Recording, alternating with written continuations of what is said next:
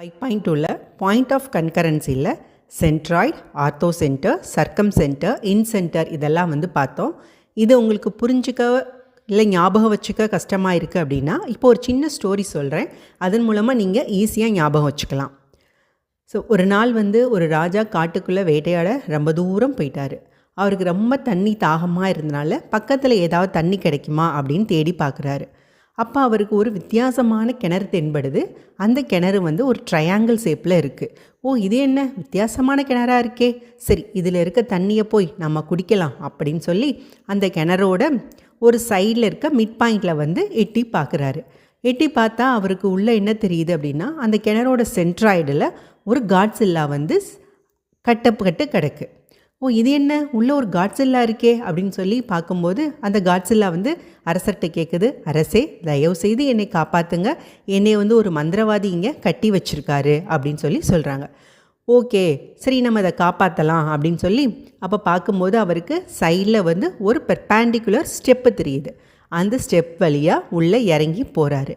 என்ன ஒரு ஆச்சரியம் அப்படின்னா, அந்த ஸ்டெப்பு அந்த காட்ஸில்லாவை நோக்கி போகல, உள்ளே ஒரு ஆர்த்தோ சென்டர் இருக்குது. அந்த ஆர்த்தோ சென்டரில் ஒரு ஹல்க்கு கட்டப்பட்டு கிடக்கிறாரு.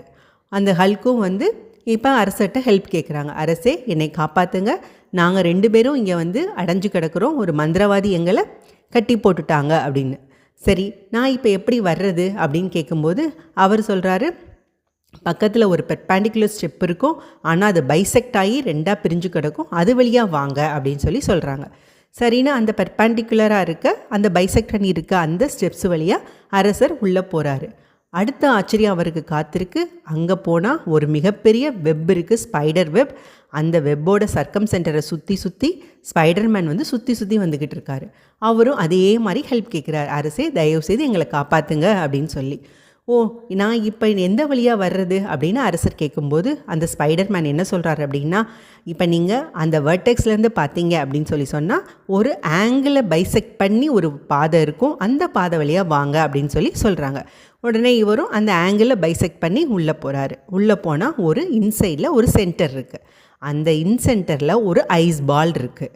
அப்போ அது கீழே என்ன எழுதியிருக்கு அப்படின்னா, இந்த ஐஸ் பாலை உடைச்சா இவங்க எல்லாரையும் காப்பாற்ற முடியும் அப்படின்னு எழுதியிருக்கு. உடனே அரசர் தன்னோட வாளை எடுத்து அந்த ஐஸ் பாலோட உடைச்சிட்றாரு. ஸோ எல்லாரும் காப்பாற்றி வெளியே வந்துடுறாங்க. ஸோ எல்லாரும் அரசருக்கு நன்றி சொல்கிறாங்க.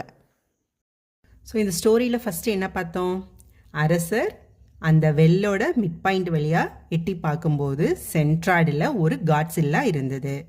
செகண்ட் என்ன பண்ணார், பெர்பேண்டிகுலர் ஸ்டெப் வழியாக உள்ளே போகும்போது உள்ளே ஒரு ஆர்த்தோ சென்டர் இருந்துச்சு, அங்கே ஹல்க் இருந்தாங்க. தேர்டு ஒன்று என்னது, பெர்பேண்டிகுலர் இருக்க ஸ்டெப்ஸ் பைசெக்ட் ஆகிருந்துச்சு, அது வழியாக போகும்போது ஒரு ஸ்பைடர் வெப்போட சர்க்கம் சென்டரை சுற்றி ஸ்பைடர்மேன் சுற்றிக்கிட்டு இருந்தாங்க. ஃபோர்த் என்ன பண்ணோம், ஒரு ஆங்குலர் பைசெக்டர் வழியாக உள்ளே போகும்போது ஒரு இன்சென்டர் இருந்துச்சு, அங்கே ஐஸ் பால் இருந்தது. ஸோ இதான கொஸ்டினில் பார்த்தோம், இதான் அந்த ஸ்டோரியில் நம்ம பார்த்தோம். இப்போ பார்த்தீங்களா, இப்போ மிட் பாயிண்ட் அதோட concurrency centroid, symbol G. Perpendicular line அதோட கன்கரன்சி ஆர்த்தோ சென்டர், அதோட சிம்பிள் ஹெச்.